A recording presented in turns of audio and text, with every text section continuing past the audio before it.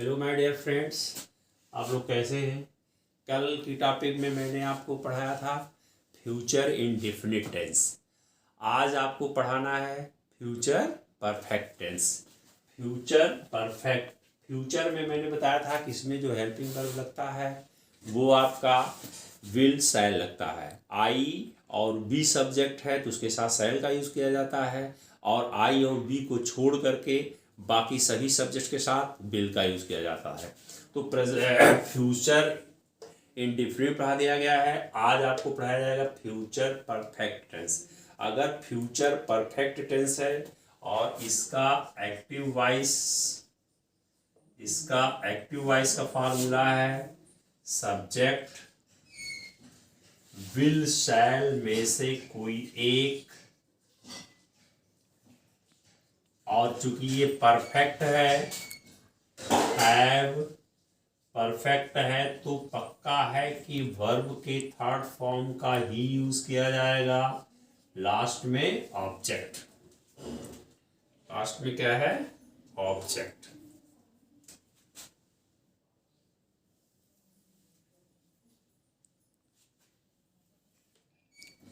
तो ये आपका किस में है, ये एक्टिव वॉइस में।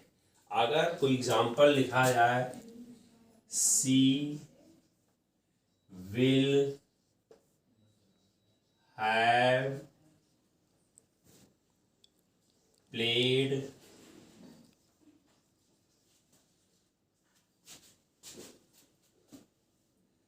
चेस, तो ये हमारा किस में है, ये सेंटेंस एक्टिव वॉइस में है। ये सेंटेंस हमारा किस में है, ये एक्टिव वॉइस का सेंटेंस है। फार्मूले पे देखिए, ये सब्जेक्ट, ये सब्जेक्ट, ये हेल्पिंग वर्ब, ये सब्जेक्ट, ये हेल्पिंग वर्ब, ये दोनों मिला के ये हेल्पिंग वर्ब है। सब्जेक्ट और विल है, ये दोनों हेल्पिंग वर्ब में ही आता है। ये वर्ब का थर्ड फॉर्म है और ये ऑब्जेक्ट है। ऊपर के फार्मूला पे अगर आप ध्यान देंगे तो इसमें क्या है कि सब्जेक्ट सी विल हैव, ये आपका हेल्पिंग वर्ब, वर्ब का थर्ड फॉर्म प्लेड चेस क्या है, ये ऑब्जेक्ट है। तो अगर एक्टिव वॉइस में ये चीज़ें हम लोगों को मिल जाए कि सब्जेक्ट मिल जाए, विल हैव मिल जाए, वर्ब का थर्ड फॉर्म मिल जाए और ऑब्जेक्ट मिल जाए, तो ये सेंटेंस हमारा क्या होगा, ये एक्टिव वॉइस का सेंटेंस होगा, वो भी फ्यूचर परफेक्ट टेंस का होगा। और जैसा कि पहले भी आपको बताया जा चुका है कि फ्यूचर परफेक्ट टेंस में हमेशा वर्ब के थर्ड फॉर्म का ही यूज किया जाता है। तो इसका जब हम पैसिव बनाएंगे तो पैसिव का फार्मूला है ऑब्जेक्ट का सब्जेक्ट, इसके बाद विल शैल,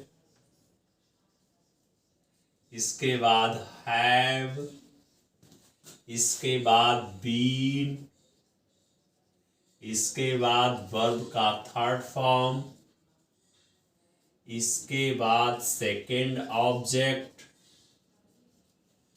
इसके बाद बाई, इसके बाद सब्जेक्ट का ऑब्जेक्ट। क्या बना दिया जाएगा, सब्जेक्ट का ऑब्जेक्ट। तो पैसिव वॉइस में हमारा ये फार्मूला बनेगा। पैसिव वॉइस का फार्मूला ये होगा, क्या होगा कि ऑब्जेक्ट का सब्जेक्ट बना दिया जाएगा, will shall have verb been, verb का थर्ड फॉर्म सेकेंड ऑब्जेक्ट। जैसा कि पहले भी बताया जा चुका है कि वर्ब के थर्ड फॉर्म का ही प्रयोग किया जाता है पैसिव वॉइस में, और चूंकि ये परफेक्ट है तो निश्चित तौर पे इसमें वर्ब के थर्ड फॉर्म का ही यूज किया जाएगा। अब जब इसका हम पैसिव बनाएंगे, जैसे ऊपर जो सेंटेंस दिया गया है इसी का हम पैसिव वॉइस बनाएंगे, तो ये चेस क्या है, ऑब्जेक्ट है। ऑब्जेक्ट को हम क्या बना देंगे, सब्जेक्ट। तो चेस यहाँ पे क्या हो जाएगा, ऑब्जेक्ट का सब्जेक्ट हो गया। इसके साथ ये काम खत्म। इसके साथ विल शैल में से क्या लगा दिया जाएगा, विल। क्यों? क्योंकि आई और बी के साथ शैल का यूज होता है, बाकी सभी सेंटेंसेस के साथ विल का यूज किया जाता है। तो विल के बाद क्या लगेगा, हैव। इसके बाद बीन। इसके बाद वर्ब का थर्ड फॉर्म, क्योंकि इसको ढूंढने की जरूरत नहीं है, इसमें तो ऑलरेडी आपको मिलेगा ही, प्लेड। इसके बाद सेकेंड ऑब्जेक्ट है ही नहीं। इसके बाद बाई। इसके बाद सब्जेक्ट का सब्जेक्ट इसमें क्या है, सी का क्या हो जाएगा, हर।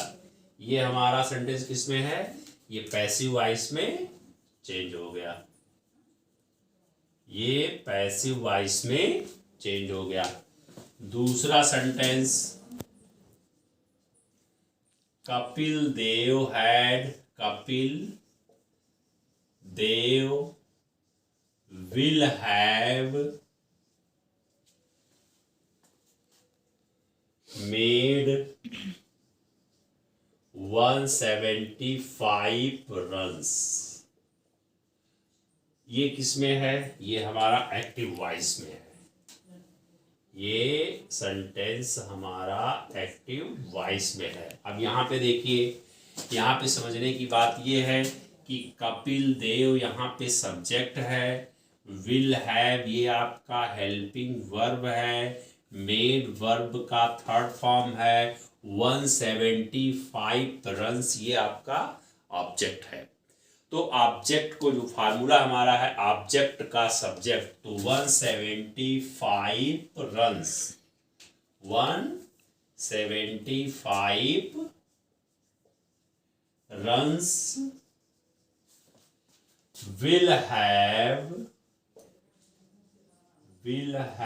been made। अब फार्मूले पे ही बन रहा है, ऑब्जेक्ट का सब्जेक्ट, इसमें 175 रन्स ऑब्जेक्ट है, इसको मैंने यहाँ पे सब्जेक्ट बना दिया। इसके बाद हेल्पिंग वर्ब विल, इसके बाद हैव, इसके बाद बीन, इसके बाद वर्ब का थर्ड फॉर्म, इसके बाद सेकेंड ऑब्जेक्ट। तो सेकेंड ऑब्जेक्ट इस सेंटेंस में है ही नहीं, तो अगर सेकेंड ऑब्जेक्ट नहीं है तो उसको छोड़िए, आप आगे बढ़िए। इसके बाद क्या लगा है, देखिए बाई। इसके बाद सब्जेक्ट का ऑब्जेक्ट, इसमें कपिल देव क्या है, सब्जेक्ट है, तो कपिल देव इसमें आप सब्जेक्ट कर दीजिए। आपका ये पैसिव वॉइस में चेंज हो गया। ये पैसिव वॉइस में चेंज हो गया। नेक्स्ट एग्जाम्पल है थर्ड,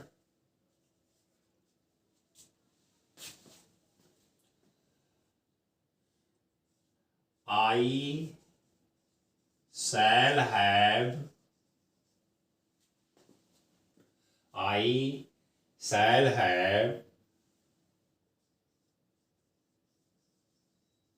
written a letter,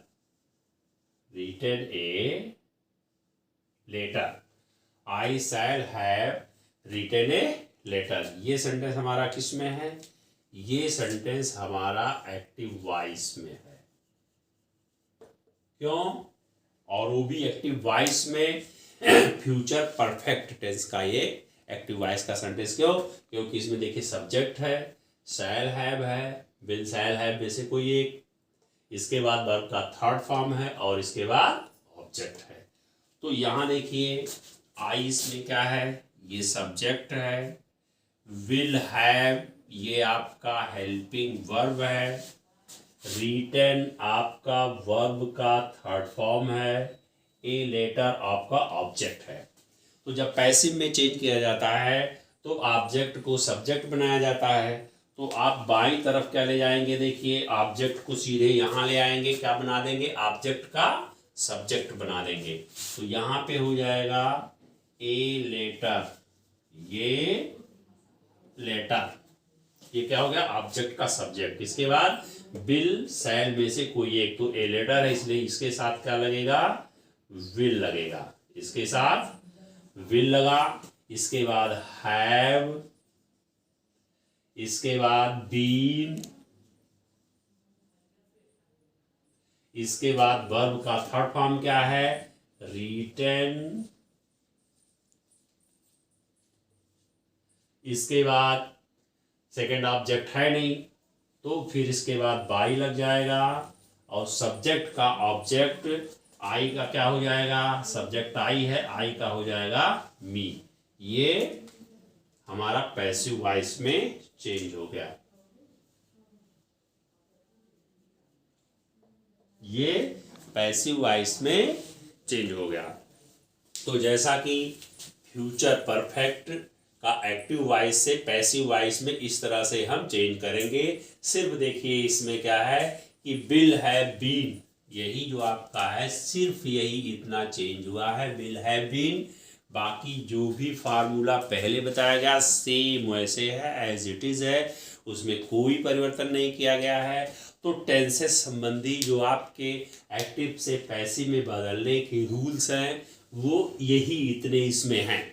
आगे के टॉपिक में हम आपको बताएंगे कि मॉडल्स का कैसे एक्टिव से पैसिव में चेंज किया जाता है, इम्परेटिव सेंटेंसेस को एक्टिव से पैसिव में कैसे चेंज किया जाता है, बाई के बाद किसी सब्जेक्ट को ऑब्जेक्ट बनाने की आवश्यकता क्यों नहीं होती है, कब होती है कब नहीं होती है, प्रीपोजिशन बाई नामक प्रीपोजिशन का प्रयोग सभी के साथ नहीं किया जाता है, कुछ निश्चित क्रियाओं के साथ ही कुछ निश्चित प्रीपोजिशन का ही प्रयोग किया जाता है। तो ये सब रूल्स हम आपको अगली टॉपिक्स में बताएंगे। Okay, thank you.